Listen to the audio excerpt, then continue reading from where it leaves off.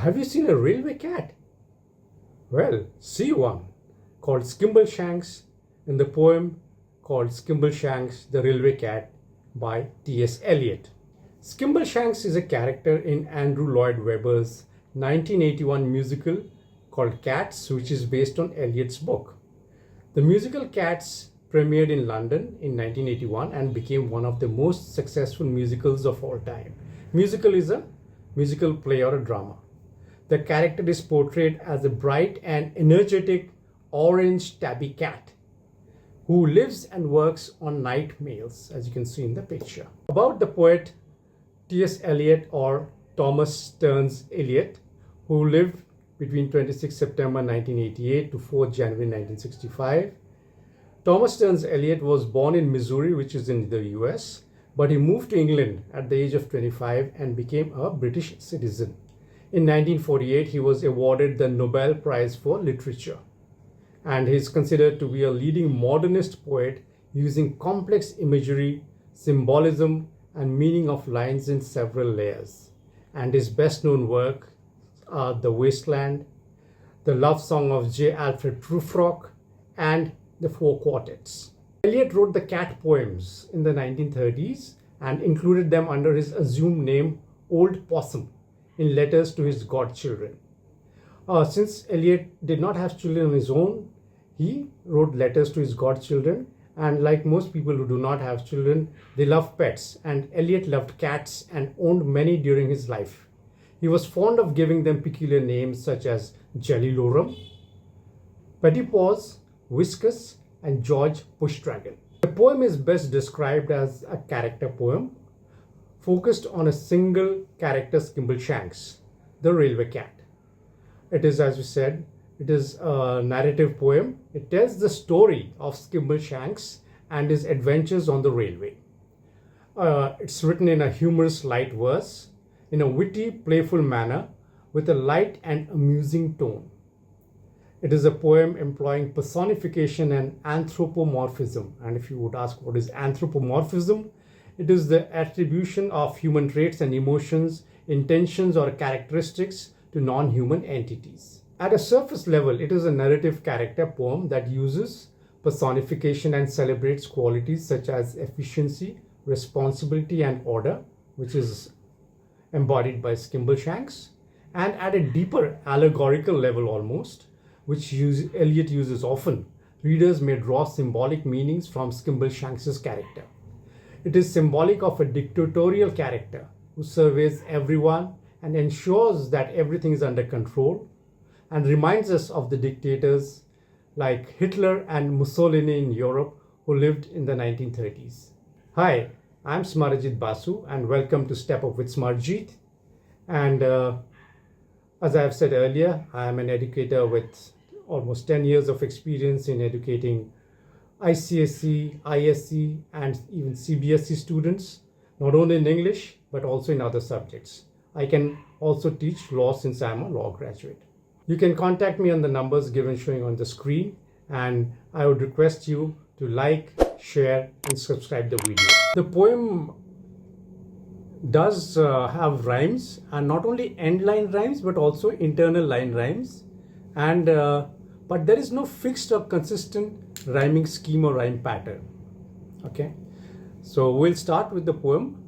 There's a whisper down the line at 11:39 when the night mail's ready to depart, saying, Skimble, where is Skimble? Has he gone to hunt the thimble?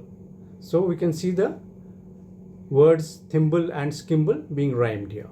Okay, but as you can see in the picture, there's the guard, there's the station master, there's the porter, and there's the station master's daughters also, who are trying to look for Skimble, because we must find him or the train can't start. And you can see in the clock in the picture also, which is showing at 11:39. Okay, and all the guards and the porters and the station master's daughters, they are searching high and low. And if we ask what is a thimble, thimble is a small cup-shaped tool used while sewing and while using a needle. And if you would want to know what is a porter is a person whose job is to carry suitcases or luggage in a railway station or at the airport. Now we continue with the poem, and the line says, saying, Skimble, where is Skimble? For unless he's very nimble, then the night mail just can't go. At 11:42, then the signal's nearly due. All the passengers are frantic to a man. Then Skimble will appear, and he'll saunter to the rear. He's been busy in the luggage van. You can see in the picture that people are getting, because it's past the time, it's 11:42, and it's time for the night mail to depart, but the mail cannot depart because everybody is used to having Skimble on the train, and if Skimble can't be found, the train can't go. So they are frantic to a man. All the passengers are very frantic, very worried to find out where is Skimble, because they are getting delayed. And then Skimble will appear and he'll saunter to the rear. Saunter means he's walk very casually to the rear of the train because he's been busy in the luggage van. And nimble would mean someone who's able to move quickly and lightly, and frantic would mean someone who's extremely worried and frightened. And saunter is to walk without hurrying. He gives one flash of his glass green eyes and the signal goes all clear. We know that a train has to depart when the signal is green or all clear, and Skimble gives that signal by winking or giving a flash of his glass green eyes. And we are off at last for the northern part of the northern hemisphere. You may say that by and large it is Skimble who's in charge of the sleeping car express. So the sleeping car express has Skimble on board, and he is in charge of the train, and is already given the green signal through his eyes, all clear. From the driver and the guards to the bagmen playing cards, as you can see in the picture, he will supervise them all, more or less. So bagmen are usually salesmen who are traveling, and the driver, of course, the guards are the part of the train itself, and Skimble will supervise them all, more or less. He walks down the corridor, he paces and examines all the faces of the travelers in the first and the third. So there are classes in the railway train, and the first class and the third class, Skimble will walk up and down the corridor, he paces the corridor of the train, and then he establishes control by a regular patrol.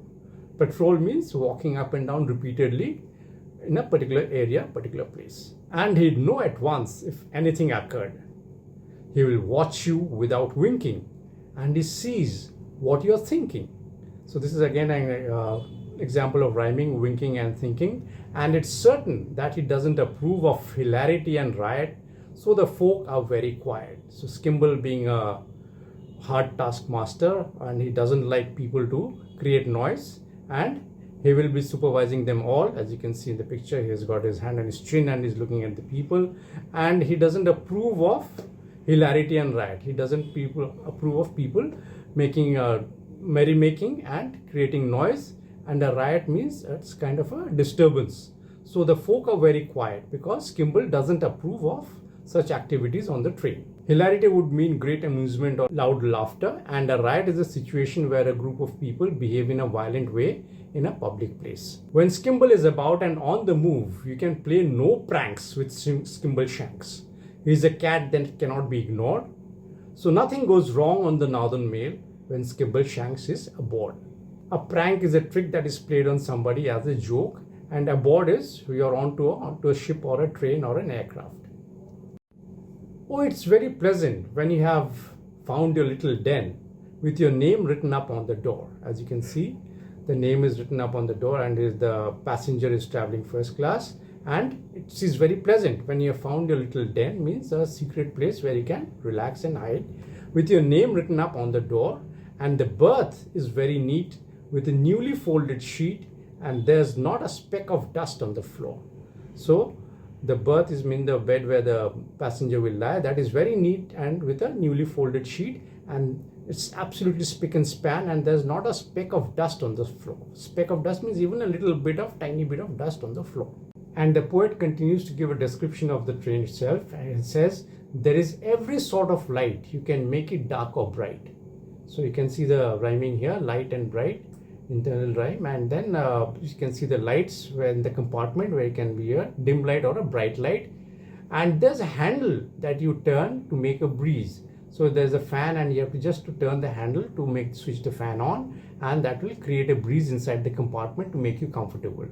There's a fun little basin you're supposed to wash your face in. So it's rhyming with basin, face in. So inside the compartment, there's also a small basin where you can wash, and a crank to shut the window if you sneeze. So if you feel cold, so you can see a crank means there's a handle to open or close the window, and that all these amenities are part of a comfortable railway compartment which Skimble supervises. Then the guard looks in politely and will ask you very brightly, "Do you like your morning tea weak or strong?" But Skimble's just behind him and was ready to remind him, for Skimble won't let anything go wrong.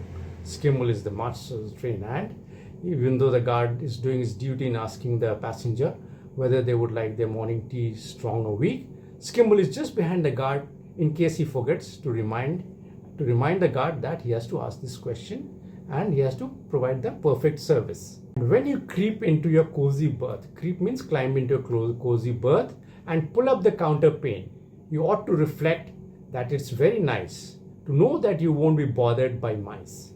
You can leave all that to the railway cat, the cat of the railway train, who is Skimbleshanks. The counter pane is a bed cover, thick bed cover, which you can see in the picture, which you, while sleeping, you can pull it on. In the watches of the night, he is always fresh and bright. So, since Skimble is walking up and down the corridor and is watching everybody, so in the watches or in the guarding of the night, he is always fresh and bright. Every now and then, he has a cup of tea, with perhaps a drop of scotch while he's keeping on the watch. Scotch is a kind of whiskey just to keep him up or pep him up, and he has that with his cup of tea, only stopping here and there to catch a flea. A flea is a small insect or animal which is found on cats and dogs.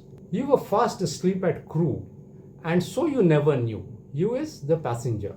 So you were fast asleep at crew, and so you never knew, again rhyming here, that he was walking up and down the station, where he greets the station master with elation. Elation is with happiness. Okay, so he was sleeping all the while. He was busy at Carlisle. Carlisle is another station, crew is a station.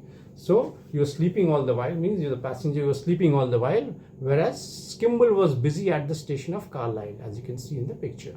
But you saw him at Dumfries. Dumfries is another station which you can see, where he speaks to the police if there's anything they ought to know about. So he's got off at another station, which is Dumfries, and he's talking to the police as if to tell them that everything is fine, or just to find out what is there.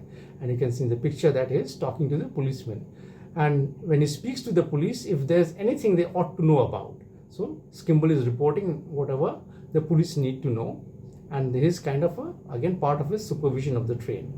So when you get to Gallowgate, that is the last station, there you do not have to wait, for Skimbleshanks will help you to get out. He gives you a wave of his long brown tail which says, "I'll see you again. You'll meet without fail on the midnight mail, the cat of the railway train." So the journey of the night mail, the midnight mail, the night express, the sleeping express, they start from London and goes up to Glasgow, which is the last station, or Gallowgate, as we have seen in this poem. That is the last station where everybody gets off, and Skimble waves his tail to say goodbye to everyone, and you meet without fail on the midnight mail, the cat of the railway train. And this is how the poem comes to an end here. The poem has an ingenious use of words with rhyme and meter. The rhythm of the poem, if performed correctly, resembles the rhythm of a locomotive. Locomotive is a railway engine. Therefore, this poem can be recited to a metronome. A metronome is a device that produces a click sound as tack-tack at regular intervals to help musicians play rhythms accurately. Now, here's an example of the metronome which is being used extensively in this poem. There's a whisper down the line at 11:39. So this is an example of a tack-tack rhythm of the poem. The poet shows his true inventiveness by the clever use of language, which at times approaches the sprightliness of nursery rhymes. The poet doesn't only use rhyme at the end of lines, but he also uses internal rhyme in every alternate line. For example, skimble and nimble, appear and rare, guards and cards, faces and faces, winking and thinking, riot and quiet, light and bright. With the end of the poem, Skimbleshanks, which is for class 9 in the ICSE stream, I've been given the contact numbers below with my calling number as well as the WhatsApp number. And if you need further assistance on this poem regarding examination preparation with the MCQs or short answers, long answers, the literary devices and the critical appreciation, you need to get in touch with me. And if you have liked the video, please click on the like button and share and hit the subscribe button as well. Thank you and meet you. Bye bye till we meet in the next video.